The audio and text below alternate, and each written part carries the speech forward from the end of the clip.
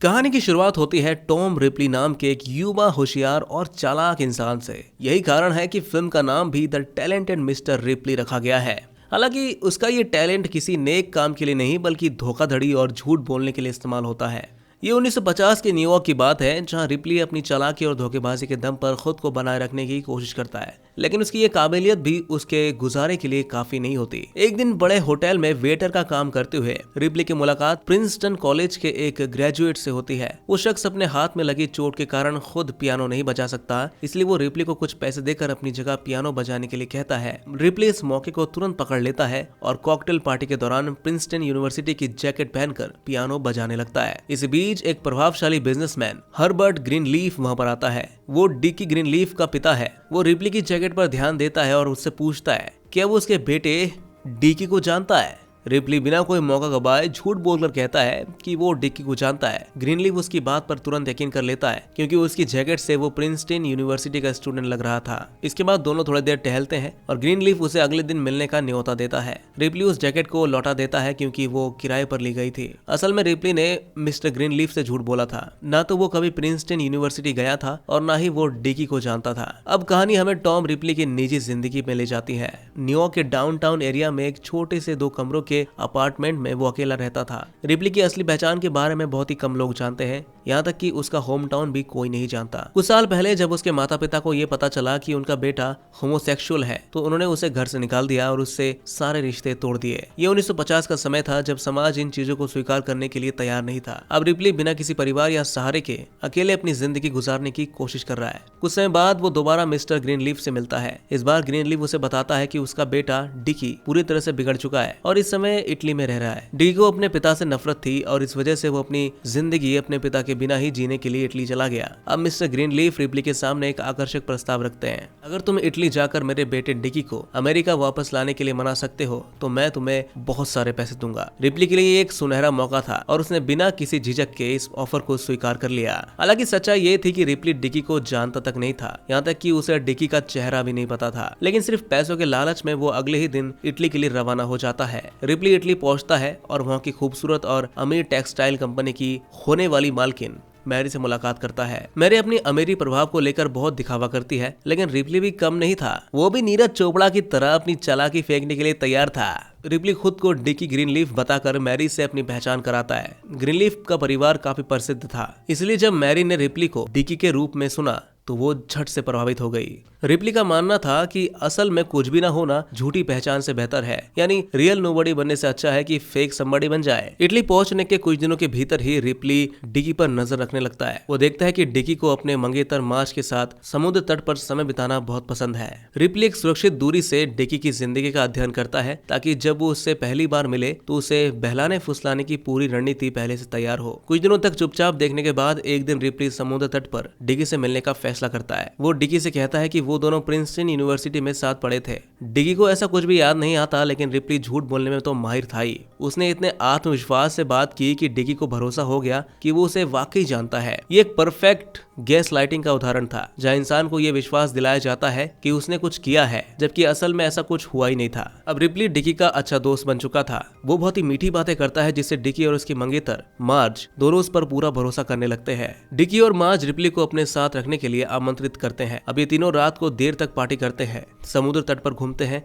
और खूब मस्ती करते हैं। रिपली को ये नई लाइफस्टाइल बहुत पसंद आने लगती है, लेकिन एक दिन रिपली को एक ऐसा राज पता चलता है जो डिकी की छवि को पूरी तरह बदल देता है। उसे मालूम चलता है कि डिकी अपने मंगेतर मार्च के साथ धोखा कर रहा है। डिकी एक साधारण सब्जी बेचने वाली लड़की के साथ अफेयर में है। अब रिपली के मन में एक नया खतरनाक विचार आता है। वो सोचता है कि अगर वो डिकी के पिता की असली मंशा, तो डिकी उस पर और ज्यादा भरोसा करने लगेगा।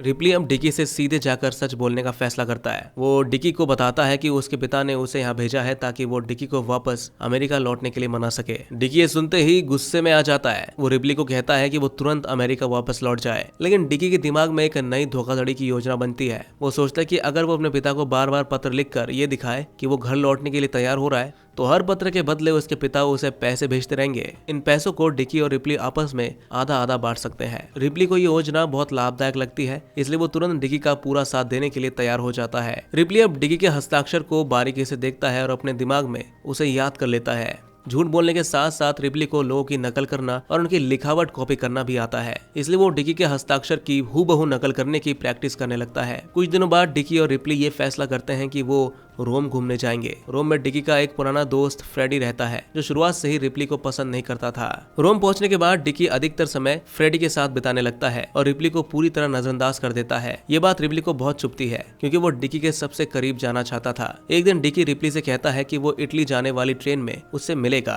रिप्ली उत्सुकता से ट्रेन में डिकी का इंतजार करता है, लेकिन डिकी कभी आता ही नहीं। इसका मतलब साफ था, डिकी ने रिप्ली को छोड़ दिया था। अब रिप्ली अकेले ही इटली पहुंचता है और जब वो घर लौटता है तो घर में सिर्फ वो अकेले ही होता है। रिप्ली को ये एक शानदार मौका लगता है और वो उसे पूरी तरह भुनाने की योजना बनाता है। जब घर में कोई नहीं होता तो रिप्ली डिकी के कपड़े पहनकर उसकी तरह व्यवहार करने लगता है। वो डिकी की चाल ढाल और बोलने के तरीके की नकल करता है। रिप्ली इस खतरनाक खेल में इतना खो चुका था कि वो खुद का असली अस्तित्व ही खो चुका था।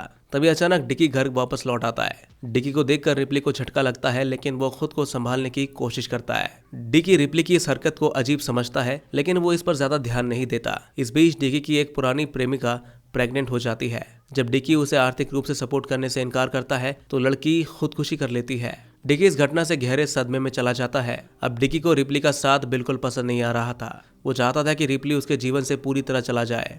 डिकी अब रिप्ली को अपनी जिंदगी से पूरी तरह निकाल देना चाहता है, लेकिन रिप्ली को यह मंजूर नहीं था। डिकी को लगता है कि अब वो रिप्ली को और बर्दाश्त नहीं कर सकता, इसलिए वो उससे दूर जाने के बहाने फिशिंग ट्रिप पर जाने का फैसला करता है। रिप्ली इस मौके को एक नए मोड़ देने की योजना बना लेता है। बोर्ड पर रिप्ली डिकी से कहता है कि वो दोनों अगले साल साथ रह सकते हैं ताकि वो एक अच्छी जिंदगी बिता सके, लेकिन डिकी उसकी इस बात को पूरी तरह नकार देता है। वो कहता है कि वो जल्द ही मार्ज से शादी करने वाला है और रिप्ली को अब उसकी जिंदगी से दूर जाना चाहिए। इसके अलावा डिकी ये भी कहता है कि उसे रिप्ली का अजीब व्यवहार समझ में नहीं आता और वो उस पर भरोसा नहीं कर सकता। ये सुनकर रिप्ली को बहुत गुस्सा आता है और उसे डिकी की अस्वीकृति सहन नहीं होती। गुस्से में रिप्ली डिकी को पकड़ लेता है और पूरी ताकत से उस पर हमला करता है। दोनों के बीच खतरनाक संघर्ष होता है, लेकिन रिप्ली अपनी पूरी ताकत लगाकर डिकी की हत्या कर देता है। डिकी की बेजान लाश को समुद्र में फेंकने के बाद रिप्ली चुपचाप बोट के किनारे आ जाता है, लेकिन अब वो सोचता है कि अगर वो डिकी की पहचान चुरा ले तो वो उसकी अमीरी और आरामदायक जीवन जी सकता है। अब रिप्ली ने एक नई जिंदगी जीने का फैसला कर लिया। रिप्ली होटल पहुंचता है और वहां का मैनेजर गलती से उसे डिकी समझ लेता है। अब रिप्ली को एक नया आइडिया आता है। अगर लोग पहले से ही उसे डिकी मान रहे हैं तो क्यों ना वो इस झूठ को पूरी तरह सच बना दे।